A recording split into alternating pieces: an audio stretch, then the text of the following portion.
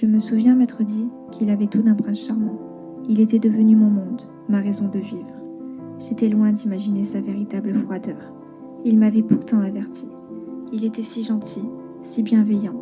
J'étais aveuglée par sa personne si charmante. Je n'y croyais pas. Je pensais surtout que son ancienne histoire d'amour lui avait fait perdre confiance en lui, au point de se dévaloriser, de se traiter de monstre. Doucement, il a pris la place de maître. Il dirigeait, j'obéissais. Je vivais dans la peur constante de le perdre, parce que je n'étais pas assez bien. Je voulais le rendre fier de moi. Je donnais mon maximum pour le satisfaire. Mais rien n'était assez bien. Il suffisait d'un mot, d'une phrase, d'un rien, pour que tout bascule. Alors, il provoquait des ruptures. Je l'aimais tellement. Je patientais pendant ces longs silences. Je savais qu'il reviendrait. C'était à chaque fois pareil. Et lorsqu'il revenait, il savait bien retourner les situations. J'étais coupable de tous ces mots. Et je lui suppliais d'accepter mes excuses. C'est ainsi qu'il gagnait. Il alternait entre fusion et destruction.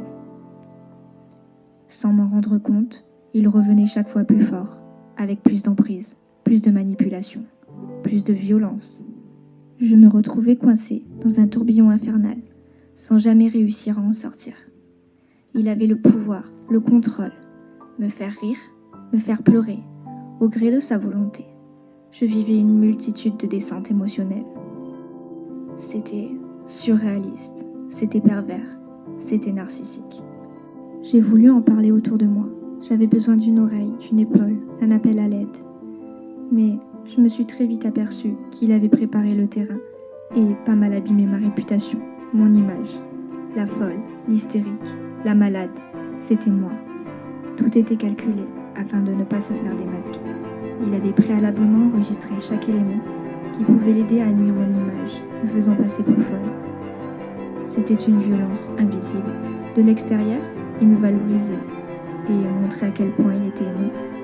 Dans l'intimité, il me rabaissait, me maltraitait, m'insultait, en alternant avec ce qu'on appelle ses phases de lune de miel, qui me faisait oublier toute la maltraitance. C'était magique. Il m'aimait, il s'occupait de moi, il me câlinait, il était gentil, il avait des projets. Enfin, tout irait bien. Tout ceci n'était qu'illusion. Une courte période de bonheur qui suffisait à me faire oublier le mal. Il pénétrait au plus profond de moi-même, dans des abysses que je ne soupçonnais même pas, pour me voler mon âme, mon cœur, mon corps, à petit feu, pour finalement m'anéantir et détruire ma vie. Viens, on se voit, comme ça je pourrais t'arracher ta tête, tu vois. C'est comme ça, si j'ai envie de te violenter une dernière fois, tu vois, ce serait pas mal.